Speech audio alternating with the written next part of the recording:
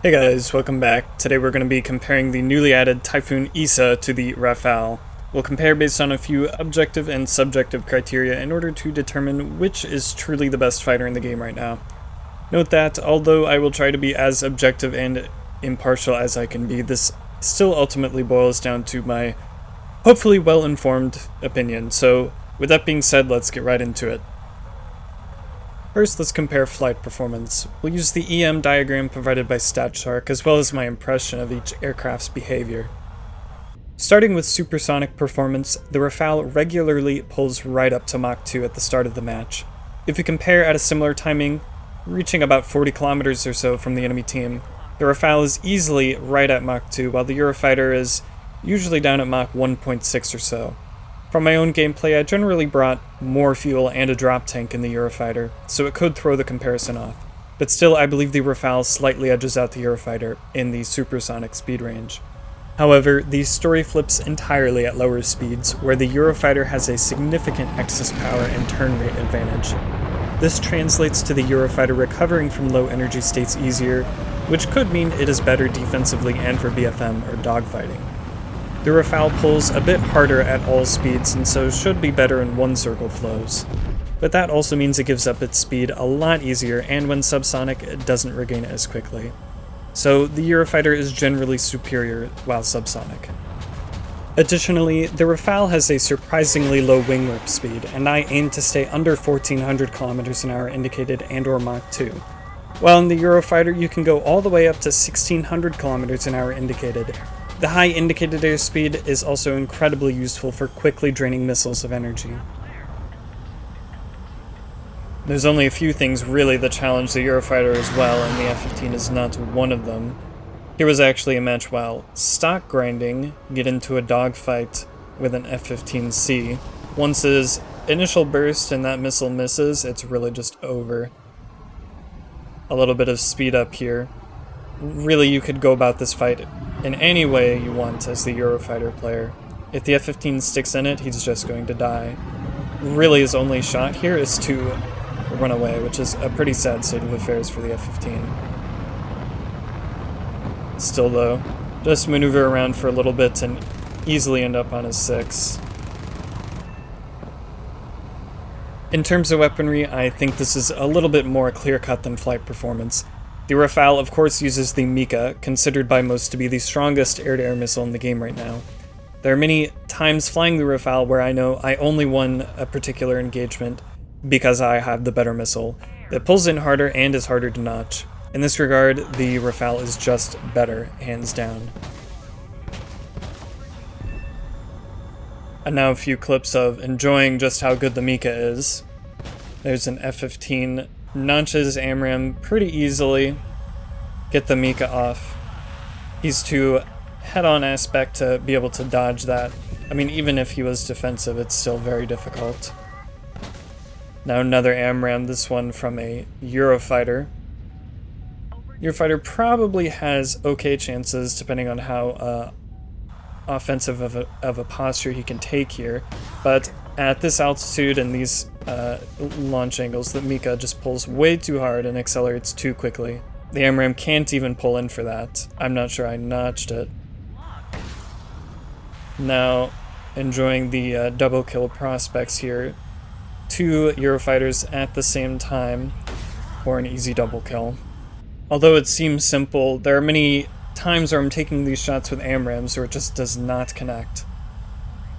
Here also showing it's being used as a dogfight missile. Really hold that as they notch me most of the way in. Hold it to the last second and they can't dodge it. And of course, our favorite sort of last resort suicide option. We can use it against other missiles. And that fortunately, or well, unfortunately for him, does net me a kill. So yeah, the Rafale having the Mika does basically make it superior, but there's still a lot going for the Eurofighter. With this update, the Eurofighter was given 2 extra AMRAAMs, bringing the total to 8 AMRAAMs and 2 Sidewinders, which is more than the Rafale. The AMRAAM is not bad per se, but when compared to the Mika, it does leave a lot to be desired. It doesn't pull off-bore sight anywhere near as hard and is significantly easier to notch. It does have significantly more range though, almost 50% greater than the Mika. Useful firing starts at about 40 kilometers with the C AMRAAM, while the Mika should hardly ever be fired more than about 25. I usually bring 4 Bs and 4 C AMRAAMs to cover short and long range engagements. The C is also superior to both the B AMRAAM and the Mika for most rear aspect shots, especially as the range increases. Additionally, these sidewinders are far from useless. They have surprising range, almost 10 kilometers in some instances, and the smokeless motor means unaware targets basically never flare it off. There are instances in the Rafale where it would be nice to have a Magic 2 available, but in general it's just not worth sacrificing a Mika for a Magic. And if you did go for a Magic, the range on that is really lacking compared to the AIM-9M. So having the AIM-9M just adds a little extra spice into the mix for the Eurofighter. Unfortunately though, the AMRAAM is extremely limiting, especially compared to the Mika. It was not uncommon to fire all 8 missiles in a match for literally nothing, which I'm not sure I have ever had happen to me with the Rafale. As for the gun, it is of course hardly ever used. The Rafale gets a 30mm and the Euro a 27. I believe both get APHE. Both are pretty limited in ammo, but don't require more than a few solid hits to kill. They're both capable of killing pillboxes with just a few rounds. Basically a toss-up there. Overall, the Rafale is just superior. The Mika is incredible and basically defines the missile meta at top tier.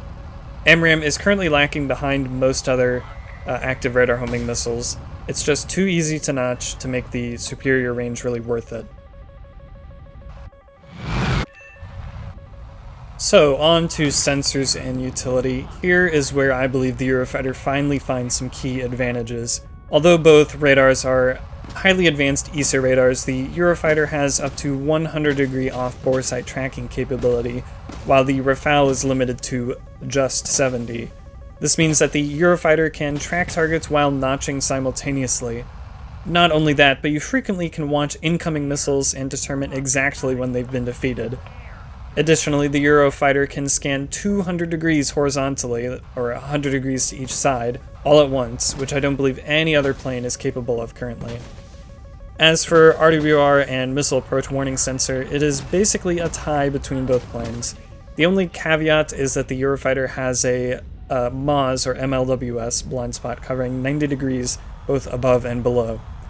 Both planes as well have IRST, but I basically never use it, as radars nearly instantly spot targets anyway, which is far more valuable than the passive detection that IRST enables. If War Thunder modeled sensor fusion, it may matter, but in all likelihood we'll get 2020 era stealth planes before 1990 era data link, so this one is just down to the game mechanics. A notable limitation of the Rafale is its relatively mediocre countermeasures count. You're basically forced to turn off automatic release of countermeasures, or it will blow through chaff and just leave you completely vulnerable. Even with that off, I have had matches where I run out. The Eurofighter just gets more, giving it a small win there. Overall, I believe the Typhoon is slightly superior here. Its radar is truly next level, and it has amazing coverage. So with that, on to ground pounding. This is probably a relatively minor category for most people, but it's still worth mentioning. I also don't play UK or France top tier ground RB, so this is speaking mostly for air sim. The Eurofighter gets Paveway 4 GPS guided bombs, which have no release speed limit, which is super nice for long range attacks against air bases. It also gets Spice 250s with IR tracking, but these do have a Mach 1 release limit, which does limit their performance. Here we're attacking the air defenses of an airbase and air sim here, flying right over the airfield at Mach 2 and still hitting 8 bombs on 8 targets. The Rafale gets multiple hammer variants with Mach 1.4 release limit, but I've mainly used the IR guided ones with great success. And if we compare the hammer versus the Spice, the higher release speed limit is a big bonus. However, the Eurofighter can carry 8 Spices and 4 Pavoys simultaneously, which is a significantly larger loadout than the 6 hammers that the Rafale is limited to. Overall, I think this one is probably a toss-up. The Rafale and the Eurofighter should be pretty competitive in ground RB. For air sim, I believe the Eurofighter takes it due to the bomb release speed limit. So, in conclusion, the Eurofighter Typhoon AESA and Rafale are quite evenly matched. In terms of flight performance, they're relatively neck and neck, with the Eurofighter being a better subsonic and rate fighter, while the Rafale is a better supersonic and radius fighter. The weaponry, though, is quite clear-cut. The Mika just defines the meta. It has insane off-bore sight capability and is the hardest ARH missile to notch right now. The Rafale is simply better there. In terms of sensors and utility, they're once again relatively close, but the Eurofighter's radar is a strong candidate for the best in the game currently. I believe ground pounding is also maybe slightly in favor of the Eurofighter. So, overall, who wins? I think right now it's going to have to be the Rafale, and it mostly comes down to the Mika advantage. The main highlight of the AESA Typhoon is of course the superior detection and coverage of that AESA radar, both of which absolutely help and are way better than what came before with the FGR-4. But it is severely lacking in follow-up potential due to the lackluster AMRAAM. It isn't good at off-bore sight launches, and it's relatively straightforward to notch. And although AMRAAM outranges Mika, it again doesn't matter if it's trivially easy to notch. And to add insult to injury, the Rafale again has better supersonic performance, which eases the Mika's range troubles while making engaging Rafales more difficult with the Eurofighter.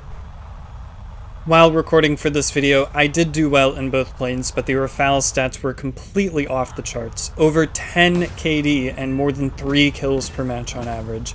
My Eurofighter stats are good, but the Rafale just puts it completely to shame. And if we look at the global stats for December, it's pretty much more the same. Rafale is just completely dominating, and the Eurofighter is not even in second place in terms of kills per spawn. Of course, these stats are always vulnerable to being changed, and a lot of people were stock grinding at the time. Still though, I think the conclusion is quite clear. Rafale is still in a completely dominant position over the meta right now. The Mika is so good, and it just has no clear weaknesses that enemies are able to exploit.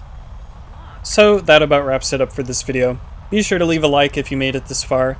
Let me know in the comments if you agree or disagree with my reasoning. I'll talk to you all later.